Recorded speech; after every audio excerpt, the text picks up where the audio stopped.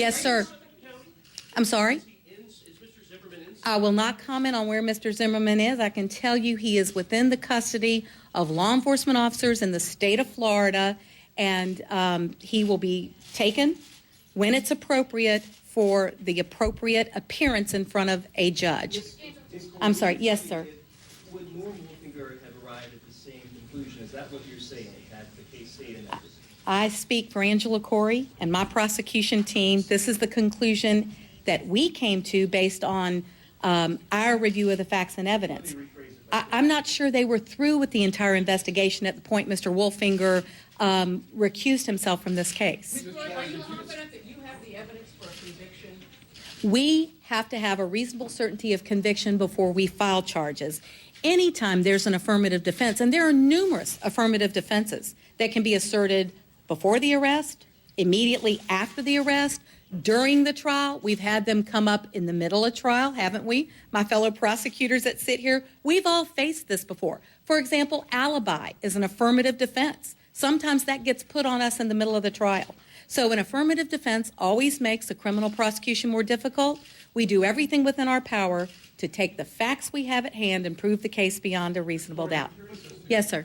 I'm curious to get your opinion of what this has done for the debate about race and justice and the role that race might have in the pursuit of justice here. I'm going to be quite honest with you, and I have some people who have lived through our justice system here, and they are among the finest people in Jacksonville, Florida. They represent but a small sample of the people who know that those of us in law enforcement are committed to justice for every race, every gender, every person of any persuasion whatsoever. They are our victims. We only know one category as prosecutors, and that's a V. It's not a B, it's not a W, it's not an H, it's V for victim. That's who we work tirelessly for. And that's all we know is justice for our victims. And we still have to maintain the constitutional rights. Remember our role, ministers of justice. Can you talk about what is your investigation, how much you went into re-interviewing and retracing the steps of everything that happened? Anytime we take over a case, even from each other, we sometimes re-interview, we thoroughly go through the reports, we try to gather more evidence. A lot of the witnesses had already made statements in public even before we took over this case, so a thorough review of all of the statements that were made was done, and I can tell you I've got the finest prosecution team ever. I know every boss feels that way, but these people have the best experience you can ask for. Were there new witnesses who came forward during that process? I'm sorry, and I'll get to you in just one second. I'm sorry, yes, ma'am? Were there new witnesses who you encountered during that process? Florida is a full discovery state, and when and if the defense requests participation in the discovery process, the witness list will be released at that time. Hold on one second. Yes, sir. Under Florida law, a person is presumed to have immunity from any prosecution under the State and Ground law. I'm curious, you still haven't articulated what put in your mind that, what can you say about the fact that made you think that immunity was waived and was not going to be able to... I'm sorry. I thought I articulated very clearly that we don't discuss the facts of the case, and that's for a reason. We're law enforcement. This is the criminal justice system. People's rights have to be protected, and it's designed a certain way, not only under the Constitution of the United States and the state of Florida. We have rules of criminal procedure, Florida statutes, and rules of ethics. So much information got released on this case that never should have been released.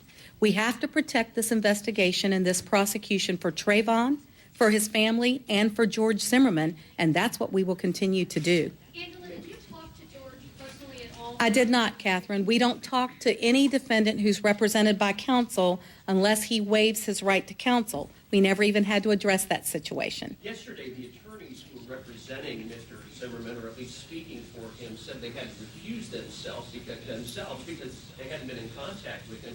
Can you shed any light at all on how Mr. Zimmerman came to turn himself in? I cannot. Coordinated process at all? It's a coordinated process, and law enforcement has had this under control since we've gotten this case. And I know there was a lot of speculation about, oh my goodness, does law enforcement know where he is? Do we have this under control? This is what we do every single day on behalf of our community. It's what FDLE does every single day on behalf of the citizens of this great state. The governor and Pam Bondi put as much or as many resources as they could on this case, And I don't think that there was ever a concern that if the decision was made to charge Mr. Zimmerman, that it would be made in a timely fashion and that law enforcement would have it under control to take him into custody. At this early stage, do you expect the trial to be in Seminole County? We don't know that yet. Yes, sir, I'm sorry. Okay. His former attorney said yesterday that he actually contacted you. Can you talk about what happened when you all received that phone call? What happens with every phone call? A message was taken, and I turned it over to Bernie, and Bernie handled it from there. But we called his lawyers because, again, we don't talk to someone represented by counsel pursuant to our rules of ethics. So no contact was made specifically between Mr. Della Rionda. Mr. Guy was and is still prosecuting a first-degree murder case where our victim is a former Marine who was brutally shot for a few dollars at a gas station here. We have, unfortunately, brutal homicides that we fight hard for all the time. We will fight just as hard in this case. Yes, sir. The Department of Justice, thank you for asking that question. They conduct their own investigation. I've been in contact with Bobby O'Neill, our U.S. Attorney, Tom Battle, one of the Department of Justice people who's helped us with a lot of the civil rights contacts and issues. He's helping us. A whole slew of DOJ lawyers are helping us, but they're not working on our part of the investigation, and we don't work on their part of the investigation. We always share information with our federal counterparts on numerous cases when and if it's needed.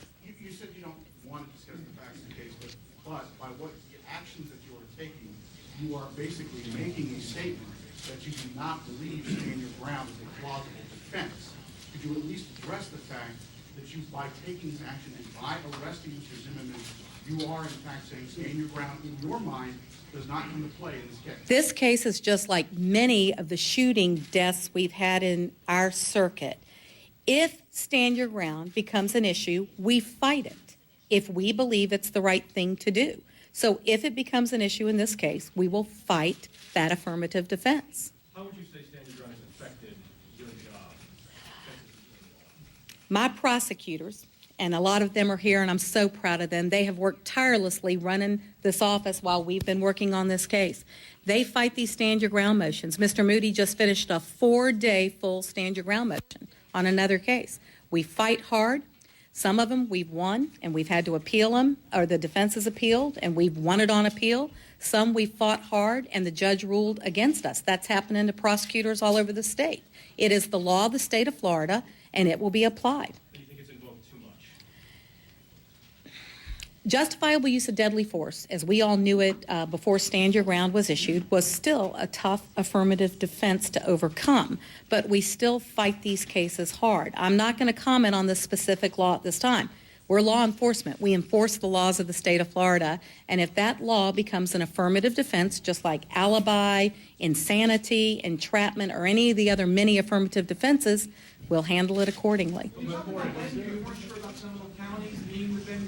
No, Seminole County is absolutely the venue. When we're appointed as prosecutors, we step in to the prosecution role down in Seminole County. So right now, it is the court of jurisdiction. It is the venue. The question was, did we think we'd be able to try the case there? Or I thought, was that your question, Bob? Okay. We think we'd be able to try it there? That's a determination that'll be made closer to if and when we pick a jury. Two more questions about publicity, perhaps based upon publicity and pretrial publicity. Tell us your concerns about what you've heard, what you've seen out there in publicity you have, and what effect it would have on a jury in Seminole County or elsewhere. You asked about my concerns. I will tell you. There's been an overwhelming amount of publicity in this case that we hope does not keep us from being able to pick a fair and impartial jury. Both the state and the defense are entitled to a fair and impartial jury. We think a lot of facts got put out. And see, that's the problem. When I told you it comes out in front of a jury, they're not allowed to render a decision until everything is in front of them. In fact, they're specifically instructed by the judge that they can't form a decision until they've heard everything. And so it is regrettable that so many facts and details got released and misconstrued. But we hope that a lot of it, and the media has helped toning it down a lot and making sure that people understand Florida law and the process. And we hope that people will continue to do that. Yes, sir. Before that you look closely at how the police conduct their investigations. Looking back at the Sanford Police Department, would you say was their investigation thorough? Well, I'm not going to comment on that other than that they were a tremendous help to us and had already done a lot of witness interviews. They did what the police do. Anytime you have a shooting scene and there's a person whose death is caused, the police launch a thorough and intensive investigation. That was done here, but before the investigation could be finished, there was a lot of outcry about this case, and then it changed course, and we got appointed to take over the investigation. But based on the details you know of the case and what happened that evening, do you think it's reasonable to expect that there should have been an arrest that evening? We have numerous homicides where immediate arrests are not made. And so to us, it did not seem unusual. I think judgment has to be made when the final decision is reached. And that's what we would have hoped the public would have waited for. But some people did not wait. And so an arrest can only be based upon probable cause. And so we believe that that's what the Sanford Police Department was trying to do. And if there is any sort of determination as to what they did or didn't do, that will be handled by someone other than our prosecution team. Yes, sir. You did invoke the name of Trayvon Martin's parents at the very beginning of this news. I did. Can you shed any more light on the length and breadth of that conversation with them? And did they express confidence that your process now will be able to bring them to justice they feel like they need and has been denied? I think that after meeting with Trayvon's parents that first Monday night after we got appointed in this case, Bernie was there, John was there, our prosecution team was there. The first thing we did was pray with them. We opened our meeting in prayer. Mr. Crump and Mr. Parks were there. We did not promise them anything. In fact, we specifically talked about if criminal charges do not come out of this, what can we help you do to make sure your son's death is not in vain? And they were very kind and very receptive to that. And as I stated, Mr. Delarianda has been in touch with Mr. Crump and with Ms. Fulton and Mr. Martin since we took over this case, and we intend to stay in touch with them. But basically, we only had a few minutes to talk with them. I believe they are going to want to talk later, and they now know that charges have been filed, and they are now hearing, as we speak, that George Zimmerman is in custody of law enforcement in our state. We're very proud of the job law enforcement has done, and we're very proud to stand here and tell you that we represent the people of the state of Florida. Thank you so much.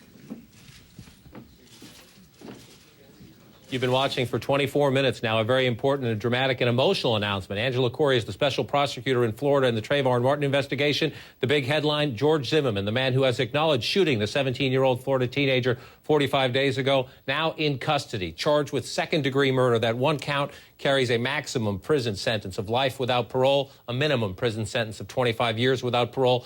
Mr. Zimmerman now being held without bond, without bail, although his defense attorneys do have the right to seek a bail hearing as soon as possible.